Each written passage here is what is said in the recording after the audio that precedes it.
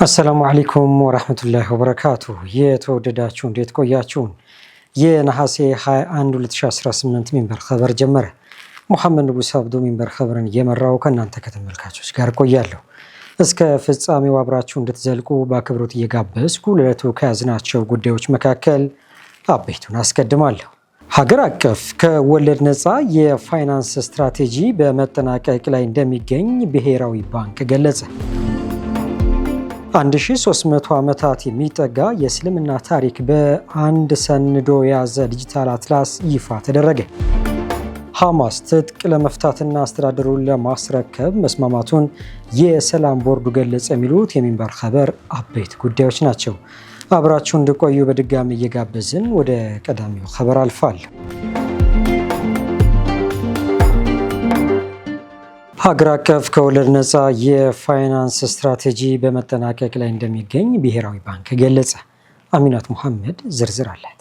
የኢትዮጵያ ብሔራዊ ባንክ በኢትዮጵያ በፍጥነት እያደገ ላለው ከወለድ ነፃ ፋይናንስ ብሔራዊ የወለድ ነፃ ፋይናንስ ስትራቴጂ የዝግጅት ስራ እየተጠናቀቀ እንደሚገኝ አስታውቋል። በዶክተር ኢዮብ ተካልኝ ገዥነት የሚተዳደረው ማዕከላዊ ባንኩ ከወለድ ነፃ ፋይናንስ ለመቆጣጠርና ለመምራት የሚያስችል ነው የተባለውን ስትራቴጂ እያዘጋጀ የሚገኘው ወይዘሮ ሂክመት አብዱላሂ ከሚመሩት ኤፍኤስዲ ኢትዮጵያ ጋር በአንድነት ነው። ስትራቴጂው ከሸሪዓ ጋር ተስማሚ የፋይናንስ ስርዓት፣ ስጉክና ብሔራዊ የሸሪዓ ቁጥጥር እንዲኖር የሚያግዝ እንዲሁም ከመደበኛው የባንክ አገልግሎት ጋር ተመሳሳይ የሆነ ግብር እንዲኖር የሚያስችል እንደሆነ ተገልጿል። ስትራቴጂው ወደ ተግባር ሲገባ በመደበኛው ባንኮች የሚገኙ ትላልቅ ከወለድ ነፃ አገልግሎት መስኮቶች ወደ ሙሉ ከወለድ ነፃ ባንኮች እንዲቀየሩ መንገድ የሚጠርግ ይሆናል ተብሏል።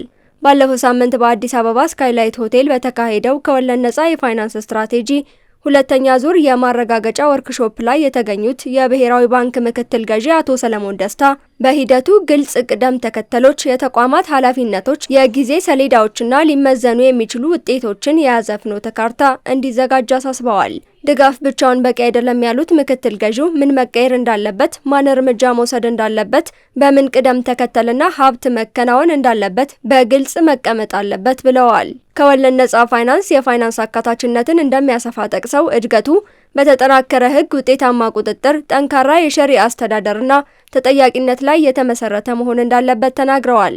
ከስትራቴጂው ዋና ዋና ሀሳቦች አንዱ የግብር እኩልነት ሲሆን ከወለድ ነፃ ፋይናንስ የሚጠቀሙ ደንበኞች ከመደበኛው ብድር ተጠቃሚዎች በላይ ከፍተኛ ታክስ እንዳይከፍሉ ለማድረግ ያለመ ነው። በስትራቴጂው መሰረት ከብሔራዊ ባንክ በተጨማሪ በጠቅላይ ሚኒስትር ጽሕፈት ቤት ስር የሚመራ ሀገራዊ አስተባባሪ ኮሚቴ የሚዋቀር ሲሆን የባንኮች የሸሪዓ አማካሪዎች የበላይ የሆነ የብሔራዊ ሸሪዓ ተቆጣጣሪ ቦርድም ይቋቋማል። ስትራቴጂው በብሔራዊ ባንክ ውስጥ ከወለድ ነፃ የፋይናንስ ክፍል እንዲቋቋም ያግዛል ተብሎ ይጠበቃል። ክፍሉ የህግ ረቂቆችን በማዘጋጀት የሸሪዓ ውሎችንና ስጋቶችን በመቆጣጠር ረገድ የቁጥጥር አቅምን የመገንባት ኃላፊነት እንደሚሰጠው ተገልጿል። የኤፍኤስዲ ኢትዮጵያ ዋና ስራ አስፈጻሚ ሂክመት አብዱላሂ በሐምሌ ወር በተካሄደው ሀላል ቢዝነስ ፎረም ላይ የብሔራዊ ስትራቴጂው ተጠናቆ በመስከረም ወር ይፋ እንደሚደረግ ጠቁመው ነበር። በአሁኑ ሰዓት በኢትዮጵያ ውስጥ ከ31 ባንኮች መካከል 21 ያህሉ አገልግሎቱን በተለዩ መስኮቶች ያቀርባሉ። እንዲሁም ሙሉ ለሙሉ ከወለድ ነፃ የባንክ አገልግሎት የሚሰጡ 4 ባንኮች ናቸው። የኢትዮጵያ ንግድ ባንክ ከኢትዮጵያ ከወለድ ነፃ ባለሙያዎች ማህበር ጋር በመተባበር በሚያዝያ ወር ባዘጋጀው 3ኛው ሀገራዊ የሸሪዓ አማካሪዎች ጉባኤ ላይ እንደተገለጸው ከወለድ ነፃ የተሰበሰበው ተቀማጭ ገንዘብ መጠን በ30 ሚሊዮን አካውንቶች 514 ቢሊዮን ብር ደርሷል። በስራ ላይ ያለው ከወለድ ነፃ የፋይናንስ አቅርቦት 151 ቢሊዮን ብር ደርሷል። ከዚህም ውስጥ መንግስታዊው የኢትዮጵያ ንግድ ባንክ 297 ቢሊዮን ብር የተቀማጭ ገንዘብ የያዘ ሲሆን ይህም የሁሉም ባንኮች 50.1 በመቶ ድርሻ አለው። ከግል ባንኮች አቢሲኒያ ባንክ እስከ ሚያዝያ ወር ድረስ ከ2.2 ሚሊዮን በላይ ከወለድ ነፃ አገልግሎት ደንበኞች 41.7 ቢሊዮን ብር ማሰባሰቡንና አገልግሎቱንም በ970 ቅርንጫፎች በኩል እየሰጠ እንደሚገኝ ገልጸዋል። 1300 ዓመታት የሚጠጋ የእስልምና ታሪክ በአንድ ሰንዶ የያዘ ዲጂታል አትላስ ይፋ ተደረገ።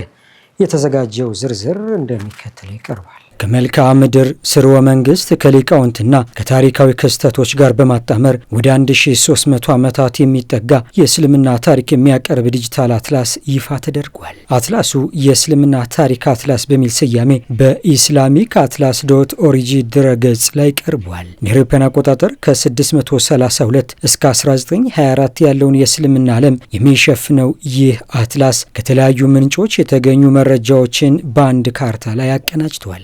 በአትላሱ የተጠቀሰው ጊዜ ከነቢዩ ሙሐመድ ሰለላሁ ዐለይሂ ወሰለም ህልፈት እስከ አልኢላፋ ኡስማንያህ ወይም ኦቶማን ኸሊፋ ማብቂያ ያለውን የእስልምና ታሪክ የሚሸፍን ነው። በቱርክ በሚገኘው የሰልቹክ ዩኒቨርሲቲ ምሁራንና የቲኮፐርስ ዲጂታል ማዕከል የተዘጋጀው ፕሮጀክት የታሪክ መረጃዎችን በጊዜ ሰሌዳ ወይም ታይም ላይን እና በመረጃ ንብብሮች ወይም ላይረስ አቀናጅቶ ያቀርባል። በአሁኑ ወቅት በመድረኩ ላይ ከተካተቱት ዋና ዋና የመረጃ ስብስቦች መካከል የ186 የእስልምና ስርወ መንግስታትና 830 መሪዎች ይገኙበታል። በተጨማሪም ከ14000 በላይ ሊቃውንት የህይወት ታሪክ ተሰንዷል። ከታዋቂው የእስልምና ዓለም የታሪክና የመልክዓ ምድር ምሁር ያቁት አልአማዊ በ13ኛው ክፍለ ዘመን ከተዘጋጀው የሀገራትና የቦታዎች ኢንሳይክሎፒዲያ የተወሰዱ 12954 የመልክዓ ምድር መዝገቦች፣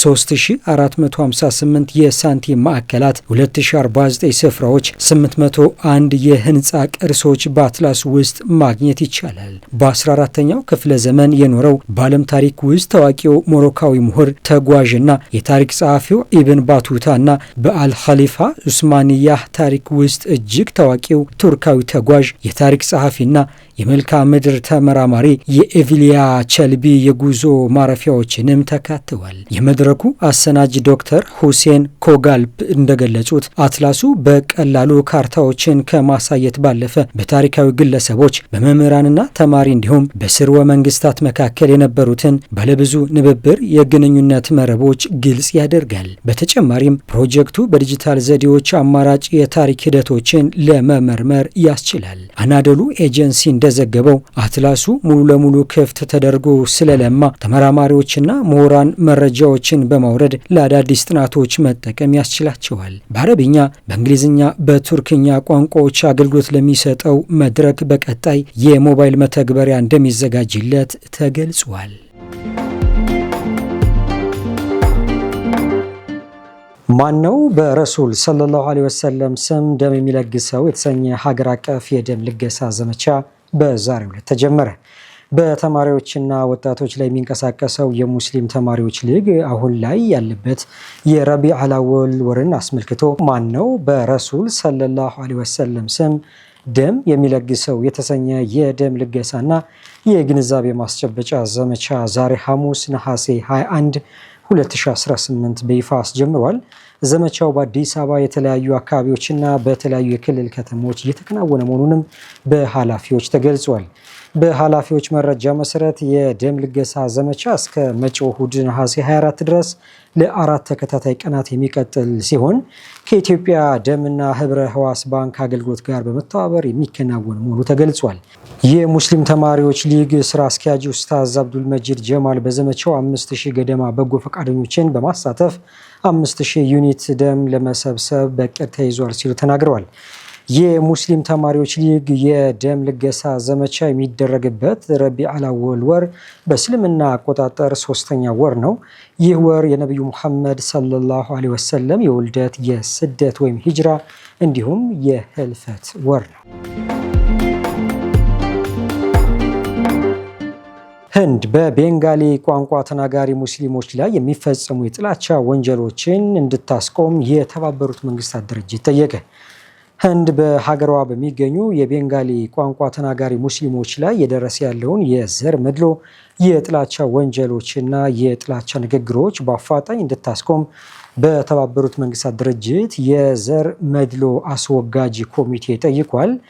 ኮሚቴው ለህንድ መንግስት ባቀረበው ጥያቄ በሀገሪቱ የሚገኙ ሙስሊም ጎሳዎች በቁጥር አናሳ ማህበረሰቦችና ችግር ላይ በወደቁ ዜጎች ከህግ አግባብ ከሚፈጸሙ ግድያዎች፣ ስቅይትና በፖሊስ የተደገፈ የመብት ጥሰት ለመጠበቅ መንቀሳቀስ እንዳለበት አሳስቧል። አዲስ ይፋ በተደረገው የኮሚቴ ሪፖርት መሰረት በህንድ በተለይም የቤንጋሊ ቋንቋ ተናጋሪ ሙስሊሞች ላይ የሚደርሰው በደልና እምነትን መሰረት ያደረገ የጥላቻ ወንጀል ከጊዜ ወደ ጊዜ አሳሳቢ ሆኖ በመቀጠሉ በአፋጣኝ እንዲቆም አጽንኦት ተሰጥቷል። ኮሚቴው በሀገሪቱ የብሔርና የሃይማኖት ቡድኖች፣ በሀገሪቱ ተወላጆችና በጎሳ አባላት እንዲሁም ህንዳዊ ባልሆኑ ዜጎች በእምነታቸው ምክንያት በሚፈጸሙ የዘር መድሎ፣ የጥላቻ ወንጀሎች፣ የዘፈቀደ ግድያና መሰል የመብት ጥሰቶች ላይ የጸጥታ አካላት መሳተፋቸውን አሳሳቢ ነው ብሎታል። በቤንጋሊ ቋንቋ ተናጋሪ ሙስሊሞች ላይ የሚፈጸሙን የዘር መድሎ፣ የጥላቻ ወንጀልና ከህግ አግባብ ውጭ የሚፈጸምን ጥቃት በአስቸኳይ እንዲያስቆምና የዚህ ድርጊት ተሳታፊዎችን ተጠያቂ እንዲያደርግ በተባበሩት መንግስታት ድርጅት የዘር መድሎ አስወጋጅ ኮሚቴ ጥያቄ የቀረበለትን የህንድ መንግስት በበኩሉ ሀገሪቱ ያላትን ብዝሃነት፣ የህግ የበላይነት እንዲሁም የሁሉም ዜጎች እኩልነትና ክብር የሚጠብቅ ህግ መንግስት እንዳላት በመግለጽ ይህንንም በተግባር እንደሚያስጠብቅ አረጋግጧል። ከዚህ በተጨማሪም ኮሚቴው ህንድ ሁሉንም የተፈጸሙ ወንጀሎችን በተመለከተ በቀረቡ ክሶች ላይ ሙሉ ምርመራ እንድታካሂድ በማሳሰብ ተጠያቂ የሆኑ አካላት በህግ ፍትህ የሚያገኙበትን እርምጃ ተግባራዊ እንድታደርግ ጥሪ አቅርቧል። የተወደዳችሁ አሁንም እየተከታተላችሁ የምትገኙት ሚንበር ኸበርን ነው። አብራችሁን ስላላችሁ ደስ ይለናል። ለሚንበር ኸበር ጥቆማ ወይም አስተያየት ካላችሁ በአጭር የስልክ ቁጥር 9282 ብትልኩልን አጣርተን መልሰን ለእናንተው እናቀርባለን። የሚቀናችሁ ማህበራዊ ሚዲያ ከሆነ በሁሉም አማራጮች @ሚንበር ቲቪ ብላችሁ ብትፈልጉን ታገኙናላችሁ። ድረገጻችንን www.minbertv.comን ብትጎበኙ ደግሞ አዳዲስ መረጃ ታገኛላችሁ። አሁን ደግሞ የዕለቱን አብይ ጉዳይ እናስታውሳችሁና እንመለስ። ሀገር አቀፍ ከወለድ ነፃ የፋይናንስ ስትራቴጂ በመጠናቀቅ ላይ እንደሚገኝ ብሔራዊ ባንክ ገለጸ። ከቆይታ በኋላ ሐማስ ትጥቅ ለመፍታትና አስተዳደሩን ለማስረከብ መስማማቱን የሰላም ቦርዱ ገልጿል። እንመለስበታለን፣ ይጠብቋል። ኡጋንዳ ከኢቦላ ወረርሽኝ ነፃ መሆኗን የዓለም ጤና ድርጅት አስታወቀ። የዓለም ጤና ድርጅት የምስራቅ አፍሪካዋ ሀገር ኡጋንዳ ያለምንም አዲስ የቫይረስ ስርጭት ለ42 ቀናት መቆየቷን በማረጋገጥ ሀገሪቱ ከኢቦላ ነፃ መሆኗን አውጇል። የዓለም ጤና ድርጅት ይህንን ያሳወቀው ከኡጋንዳ ጤና ሚኒስቴር ጋር በጋራ በሰጡት ጋዜጣዊ መግለጫ ላይ ነው። ነገር ግን ይህ ይፋዊ መግለጫ የመጣው ኡጋንዳ በራሷ የቫይረሱን ስርጭት ግምገማ መሰረት በማድረግ የአካባቢ ወረርሽኝ ማክተሙን ከገለጸች ከአንድ ወር ገደማ በኋላ ነው። የኡጋንዳ ጤና ሚኒስቴር ቋሚ ተወካይ ዲያና አቱዌኔ ለብሔራዊ ቴሌቪዥን ጣቢያ NTV ሲናገሩ እኛ ስጋቱን ገምግመን ነበር። የቫይረሱን አጠቃላይ የስርጭት ሰንሰለትና ወደ ሀገር ውስጥ የመግባት ሁኔታዎችን ገምግመን ከኢቦላ ነፃ መሆናችንን አውቀናል ብለዋል። ሆኖም የዓለም ጤና ድርጅት ሂደቱና መመሪያው ስለሆነ መጠበቅ ነበረበት ሲሉ አክለዋል። አትዌኔ በወረርሽኙ ወቅት በኡጋንዳ ላይ የጉዞ ገደብ የጣሉ ሀገራት ገደቡን እንዲያነሱ ጥሪ አቅርበዋል። ሌላ ምክንያት ከሌላቸው በስተቀር ገደቦቹን ከሀገሪቱ ላይ ማንሳት አለባቸው። ኡጋንዳውያንም ወደ የትኛውም ሀገር በነፃነት የመንቀሳቀስ መብት ሊኖራቸው ይገባል ብለዋል። ኡጋንዳ በአጠቃላይ 20 የኢቦላ ተጠቂዎችን የመዘገበች ሲሆን የመጨረሻው የተረጋገጠ ታካሚ የተመዘገበው ሰኔ 15 2018 ነበር። በወረርሽኙ ምክንያት የሁለት ሰዎች ህይወት አልፏል። አልጀዚራ እንደዘገበው በተቃራኒው በኮንጎ ዲሞክራቲክ ሪፐብሊክ ያለው ወረርሽኝ እየተስፋፋ ይገኛል። ኡጋንዳ ከኮንጎ ሰሜን ምስራቃዊ ክፍል ጋር ከ877 ኪሎ ሜትር በላይ የሚሸፍን ድንበር ትጋራለች። በኡጋንዳ የዓለም ጤና ድርጅት ተወካይ ካሶንዴ ሙዌንጋ ረቡዕ ዕለት በሰጡት ጋዜጣዊ መግለጫ ሀገሪቱ በኢቱሪ ግዛት ውስጥ በሚገኙ አሩና ካሴኑ በተባሉ ሁለት የድንበር አካባቢዎች የሕክምናና የላቦራቶሪ አቅምን እየደገፈች መሆኗን ገልጸዋል። ሙዌንጋ አክለውም ይህ የድንበር ተሻጋሪ ትብብር ሞዴል በክልሉ ደረጃ ሊሰፋ እንደሚችል ጠቁመዋል። ኡጋንዳ በኮንጎ ተጨማሪ 2 የኢቦላ ማከሚያ ማዕከላት እንደምትከፍት ያወጀች ሲሆን ይህም አጠቃላይ ቁጥራቸውን ወደ 4 ያደርሰዋል። ሰኞ ዕለት የኡጋንዳና የኮንጎ ባለስልጣናት በካምፓላ ተገናኝተው በድንበር አካባቢ የጤና ደህንነት ዙሪያ በተደረገው የሁለትዮሽ ስምምነት ላይ ተወያይተዋል ተብሏል።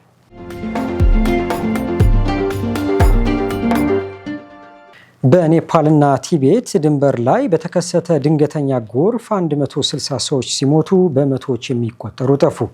በኔፓልና በቲቤት ድንበር ላይ መንደሮችን ጠርጎ የወሰደ እንዲሁም መንገዶችን ያፈራረሰ ድንገተኛ ጎርፍና የመሬት ናዳ ምክንያት ቢያንስ 160 ሰዎች ሕይወታቸው አልፏል። አደጋው በተከሰተበት አካባቢ የነበሩ በመቶዎች የሚቆጠሩ ሰዎች ደግሞ የደረሱበት አልታወቀም። ጎርፉ ረቡዕ ጠዋት ላይ ከኔፓል ዋና ከተማ ካትማንዱ በስተ ሰሜን በሚገኘው ራሱዋ ግዛት ነው የተከሰተው። የጎርፉ አደጋው የተነሳው በአካባቢው በተከሰተ የመሬት መንቀጥቀጥ ምክንያት የበረዶ ግግር ተንዶ ወደ ብሆቴ ኮሼ ወንዝ በመፍሰሱ እንደሆነ የመጀመሪያ ደረጃ መረጃዎች አመልክተዋል። በሁለቱም የድንበር አካባቢዎች የፍለጋ ስራው የቀጠለ ሲሆን በሚቀጥሉት ቀናት ውስጥ የሟቾች ቁጥር በከፍተኛ መጠን ይጨምራል ተብሎ ይጠበቃል። ራስ ገዝ የሆነችው ቲቤትን የምትቆጣጠር የቻይና መንግስት መገናኛ ብዙሃን ከፍተኛ ጉዳት መድረሱን ገልጿል። የኔፓል ባለስልጣናት ከፍተኛ መጠን ያለው ሞትና ውድመት እንደሚኖር ገምተዋል። ከ28 ሀገራት የተውጣጡ 466 የውጭ ዜጎችን ጨምሮ 579 ጎብኚዎች የደረሱበትን ለማወቅ ጥረት እየተደረገ መሆኑን ባለስልጣናት ተናግረዋል።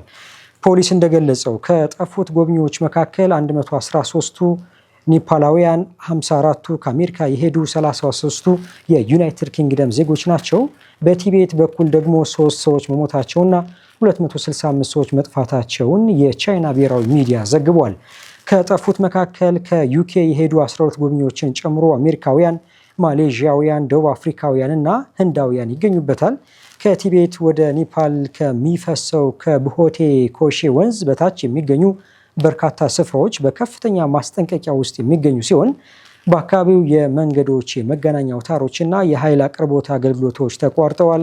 ከኔፓል የወጡ የተረጋገጡ ቪዲዮዎች በጎርፉ ድልድይ ተሰብሮ ሲወሰድ ብዙ ፎቆች ያሉት ህንፃ ሲወድቅና በርካታ ህንፃዎች ያሉት ከተማ ሲወድም አሳይተዋል። ከኔፓል ዋና ከተማ ካትማንዱ በስተሰሜን ምዕራብ 25 ኪሎ ሜትር ላይ በምትገኘው ትሪሹሊ ባዛር ስለተከሰተው አደጋ የሚያሳዩ ቪዲዮዎችን ቢቢሲ አረጋግጫለሁ ብሏል። አደጋው የደረሰበት ራሱዋ ግዛት ባለፈው ዓመትም ከቻይና በኩል በተከሰተ የበረዶ ግግር ፍንዳታ ሳቢያ 18 ሰዎች የሞቱበት ነው።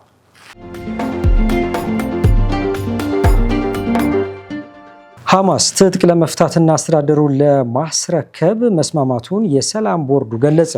የፍልስጤሙ ሐማስና በጋዛ የሚገኙ ሌሎች ታጣቂዎች ትጥቃቸውን ፈተው ሙሉ የሲቪልና የደህንነት ስልጣናቸውን በተባበሩት መንግስታት ድርጅት ለሚዋቀረው የሽግግር አስተዳደር ለማስረከብ ለመጀመሪያ ጊዜ መስማማታቸውን የጋዛ የሰላም ቦርድ ከፍተኛ ተወካይ ኒኮላይ ምላዶኖቭ ገልጸዋል።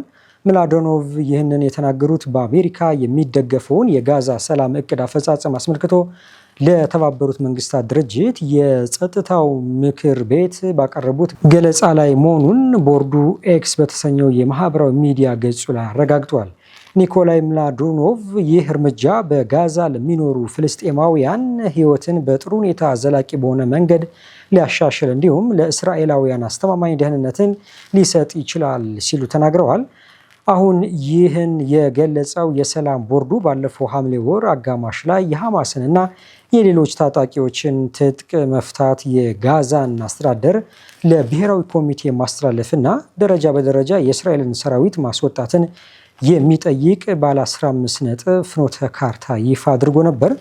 በዚህ ወር መጀመሪያ ላይ የእስራኤሉ ጠቅላይ ሚኒስትር ቤንያሚን ኔታንያሁ እስራኤል ሰራዊቷን ከማስወጣቷ በፊት ሐማስ ሙሉ በሙሉ ትጥቁን መፍታት አለበት በማለት እቅዱን ውድቅ አድርገውታል። ሐማስ በበኩሉ እስራኤል ፍኖተ ካርታውን እንድትተገብር ዓለም አቀፍ ጫና እንዲደረግባት በመጠየቅ ከአሸማጋዮችና ከሰላም ቦርዱ ጋር ለተደረሱት ስምምነቶች ተገዢ መሆኑን ገልጿል። ፍኖተ ካርታው በጋዛ ውስጥ ያሉ ሁሉንም አይነት መሳሪያዎች ማስወገድን እንደሚያካትት የገለጹት ምላዶኖቭ ምንም አይነት ድብቅ ወይም የተዘለለ የጦር መሳሪያ አይኖርም ብለዋል። በቅዱ መሰረት የጋዝ አስተዳደር ብሔራዊ ኮሚቴ መሳሪያ የመያዝ የማከማቸት ወይም የመቆጣጠር ህጋዊ ስልጣን ያለው ብቸኛ አካል ይሆናል። ውድ ተመልካቾች ለዛሬ ያዘጋጀነው የሚንበር ኸበር በዚሁ ተጠናቀቀ። ሙሐመድ ንጉስ አብዱ አብሬያችሁ ቆየሁ። ወሰላሙ አለይኩም ወራህመቱላሂ ወበረካቱ።